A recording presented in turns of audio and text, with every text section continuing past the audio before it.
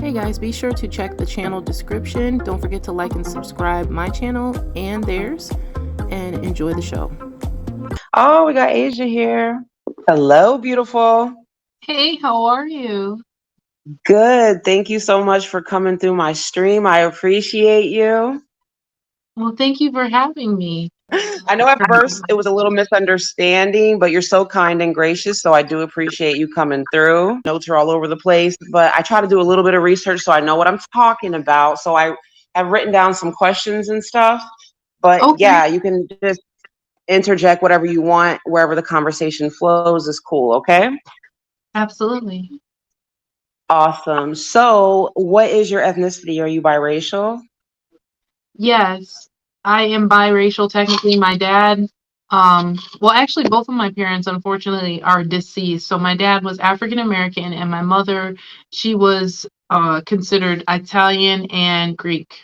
Did you grow up in a diverse area or a white area or a black area? Originally, I grew up in an area that would be considered mostly black, but Mm-hmm. after my parents' divorce, we ended up moving, me and my mom and my brother, we moved to a neighborhood that was more mixed, so I ended up around more white people by the time I was in my like early adolescence and beyond. Mm-hmm. Really interested to know what your experience was like being biracial with everybody, white people, black people, just everybody in general. So, how was your experience when you were younger, when you were in a predominantly black neighborhood? Well, I mean, at first, I didn't really notice anything until one day people like started asking me, I was probably about in first or second grade. People started to ask me, "So what are you?" And I didn't really Mm-hmm. know how to answer that question. Like they were like Mm-hmm. assuming I was certain things. They'd be like, "Are you Mexican or whatever?" And I remember going home at a very young age. This is so crazy. I remember being like 6 or 7 and like asking my mom, I was like, "So are me and my brother, are we adopted or something? Because we don't really look like you and dad." And she just Mm-hmm. explained to me at an age, like, the reason you look the way you do is because you're a mixture between me and your dad, and we're both different races. So you are our child, but you just look different because you're a mixture. Yeah, I did my DNA. Like on my white side, I'm primarily English, and on my black side, Nigerian. Oh, cool, cool. Yeah. What has been your experience like in general with like white people as far as being biracial? Have they been nice about it or accepting or not so much?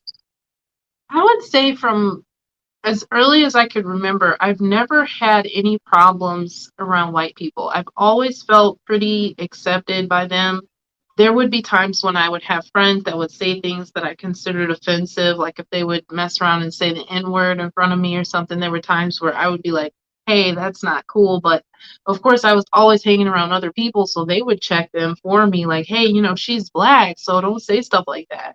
Like, I thought that, like, a lot of times they would forget.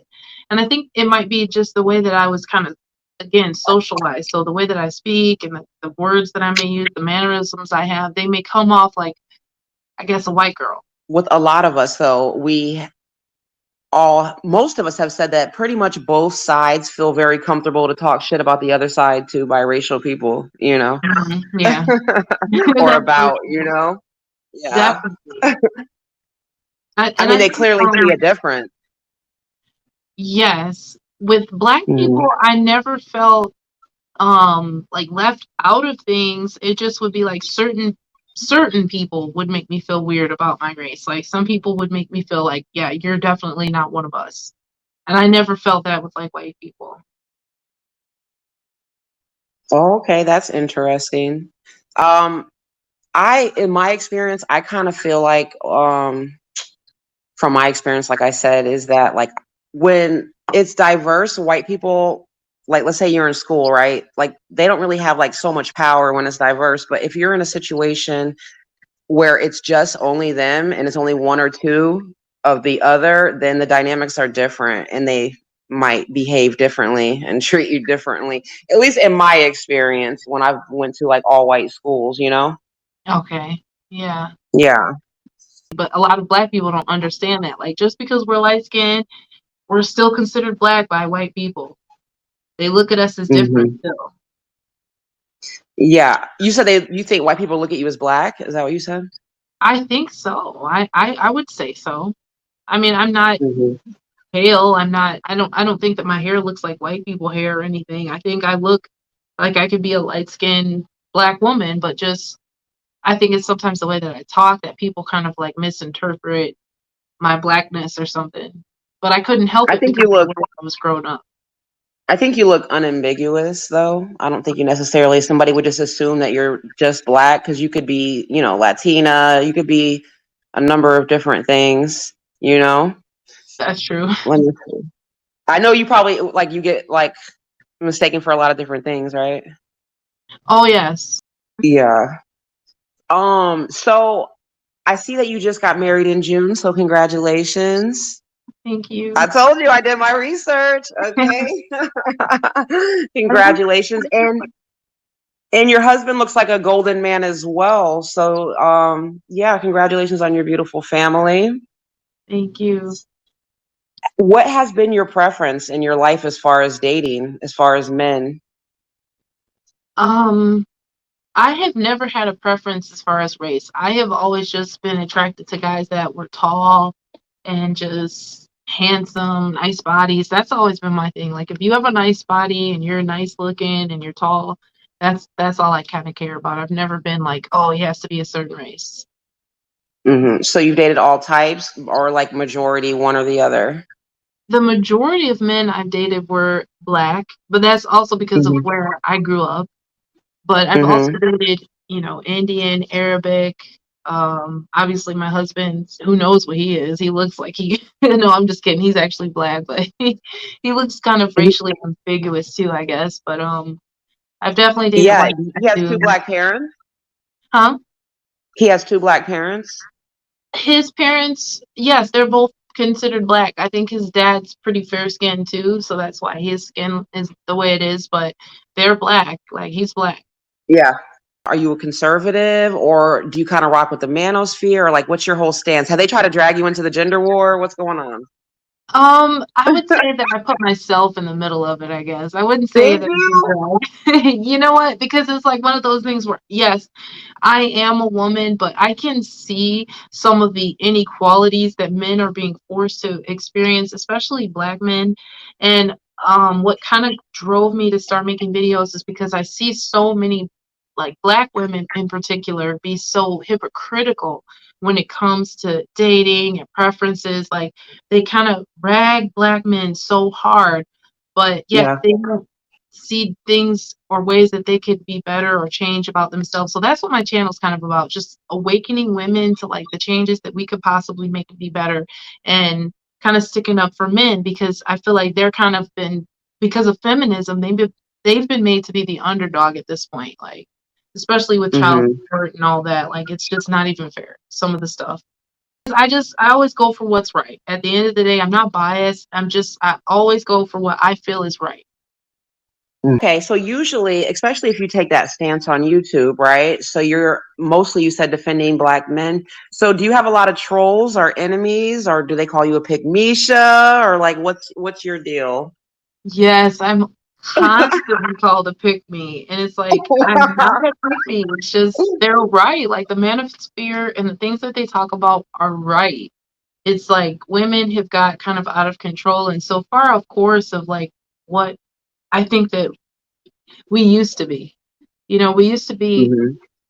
people that could make families that would last and raise children that could really go somewhere. But now it just seems like the single parent household has just caused so much problems. And it is not our generation. It definitely happened long before us. Like it started breaking down in the early 80s, 90s.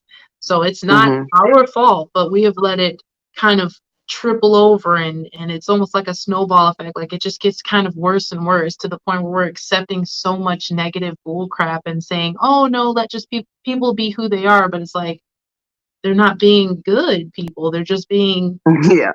whatever. Yeah, for sure, for sure.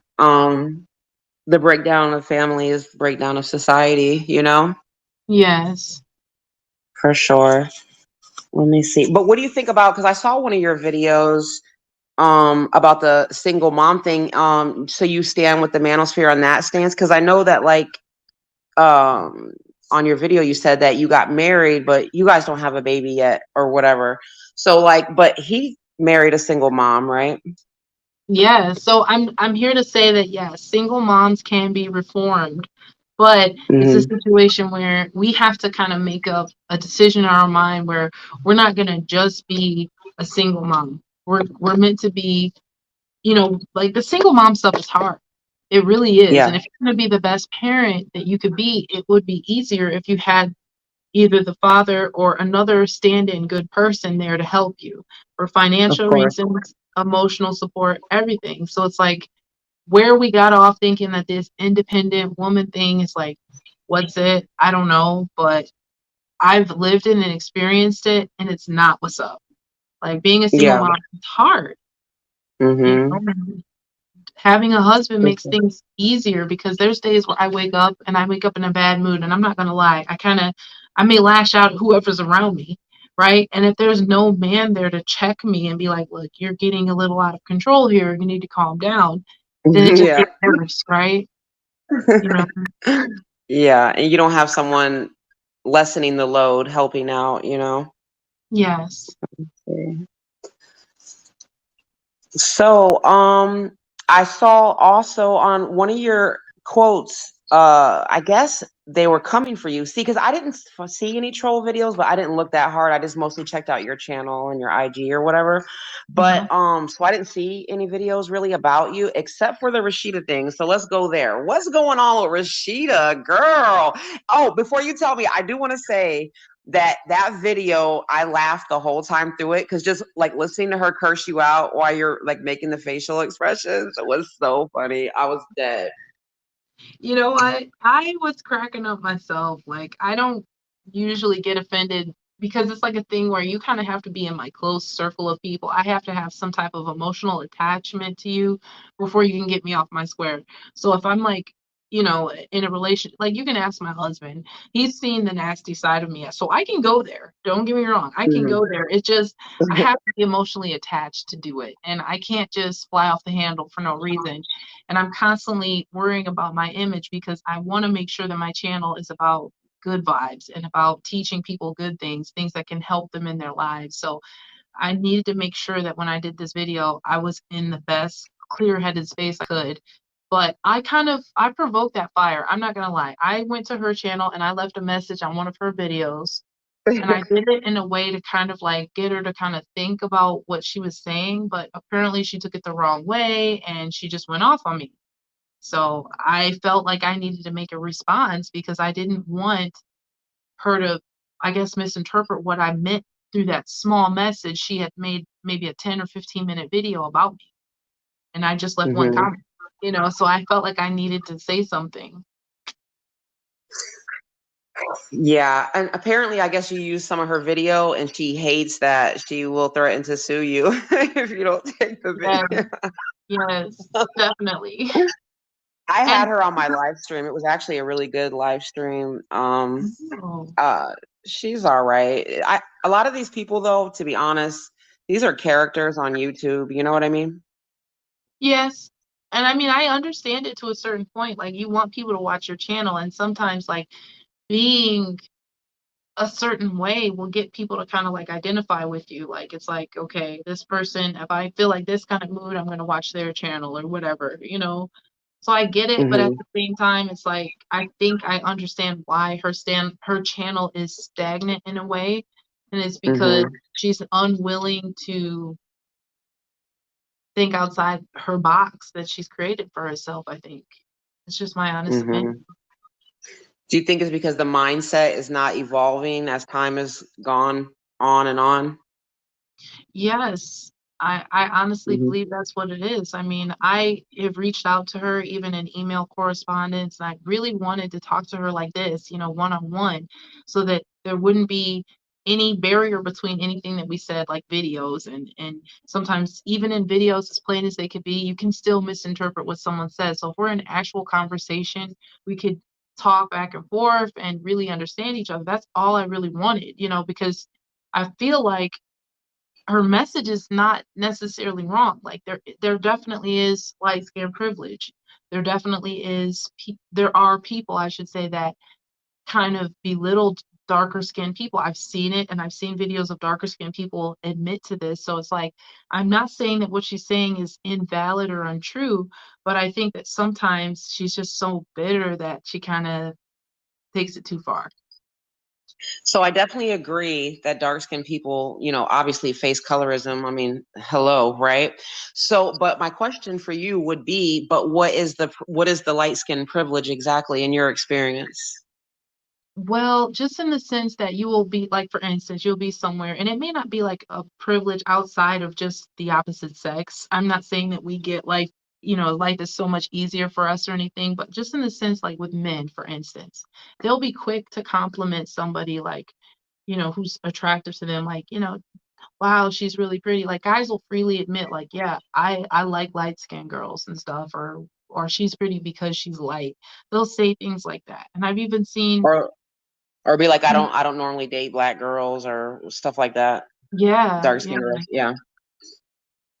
So it's just in the dating market, basically, is what you're saying. Oh, at yeah. least what, There's a with whole black lot of men? privilege outside of that. Not been my experience anyway. I've always said it's always been about sexual market value, and dating. Definitely. Let me see. So you really don't want no smoke with Rashida though, right? You try to squash it and she still said just F off, right?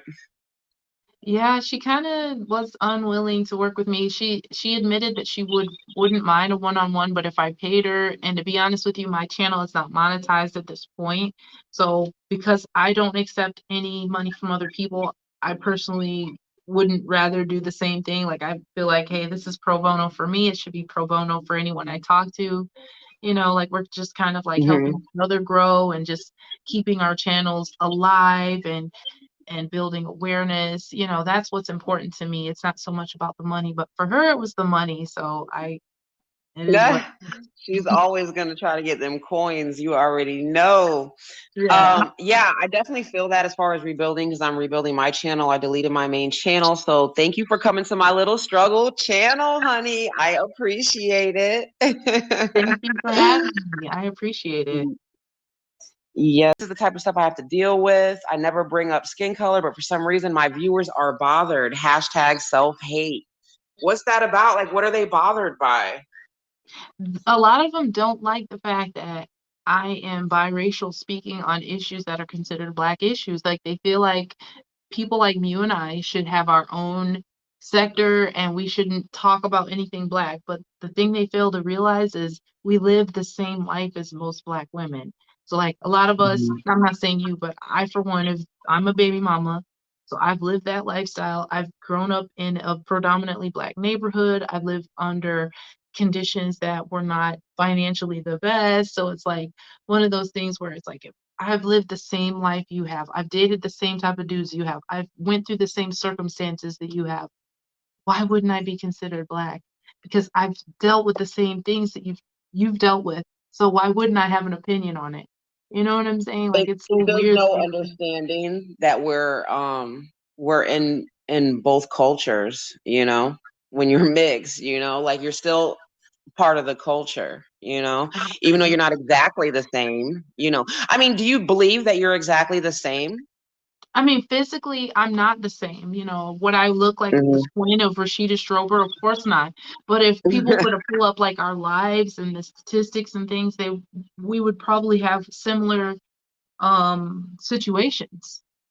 Mhm. So it's like one of those things where it's like, I mean, I don't know. I guess maybe they look at it like because you're light skinned, you've had certain privileges that I have not, but it's like they need to understand that just because we're light skinned doesn't mean that life is handed to us in a way. Like people may tell us we're Yeah. pretty. Telling me I'm pretty doesn't put money in my pocket. It doesn't pay for my college tuition. It doesn't pay for my mortgage. It doesn't help me in any other way other than build my confidence about the way I look. That's it. Mhm. I think they honestly think that we get more of everything, and it's like, no, we probably just get told that we're pretty a little more, but that might be the only thing, the only difference. Because a lot of us still have to work, we still have to put time and energy into things that we want. It's not like life is just handed to us. I wasn't born Mhm. into financial I'm not Paris Hilton. I wasn't born with a platinum spoon in my mouth. And obviously the way you carry yourself and, and your features are actually really what's going to make you attractive, because I mean, skin color is just skin color, right? But it's really your features. It boils down to your features, right? I think so. Yes. Hmm. I think I heard in one of your videos as well where you brought up the hair, because we've also discussed how the hair is probably an even bigger trigger than the skin color, right? Like, what has been your experience with that? Because you have beautiful hair. Oh, thank you. Hmm. Um, well, I didn't always have really long, full, healthy hair. I mean, there was a point where I wore like wigs and braids and stuff like that too. So Hmm. I think just me making the decision to like take care of my hair and just leave it alone and not put heat on it and stuff like that. That's what led me to the point where I can grow my hair. And I think any woman can do that. As long as you leave your hair alone and stop processing it so much, it'll grow. That's anybody. Sometimes I feel like when we're younger, we all like do the relaxing and all that. And then eventually you get to the point where you just stop and just let it go. And then, yeah, it's a major difference. I advocate for like Black women as well. Like when they have their natural hair, it's beautiful. Absolutely. Also, Asia, so you said you don't think that there should be light skin sector. And I wanted you to elaborate on that, because I mean, look how awesome it is. There's all these mixed and light skinned people over here, and everybody else is too. We love them as well. But I mean, it is kind of cool that we have a space, right? I mean, I dig it, and I remember, listen, I'll tell you a story.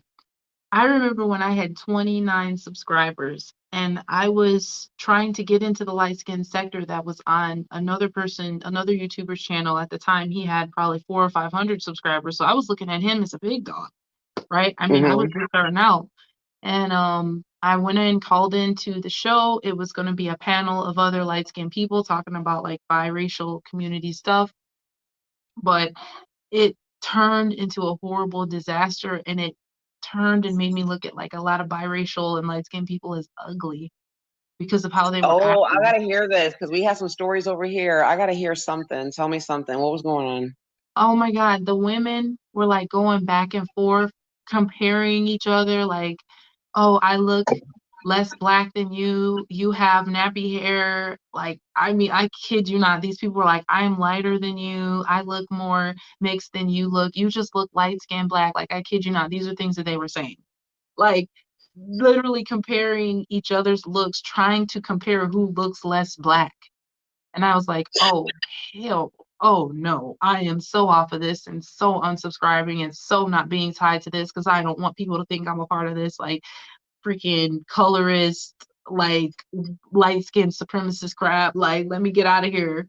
And I think that's the problem with a lot of light-skinned people. Like, they really do believe they're superior. So, like, when dark-skinned people say that about light-skinned women, it's true. There's some out there that will literally be There's like, some. There is some. Yeah, we would be um disingenuous not to say that there aren't some people out there like that. I mean, there's people like that in every race, right? That think that they're "Of course." superior. Yeah. Yeah. So at that when you made the community tab promoting the stream, is that what you were talking about with Bluish? Because Bluish was here before I was, but I've definitely worked with him before. Is that the channel you're talking about? Yes, like I was a No.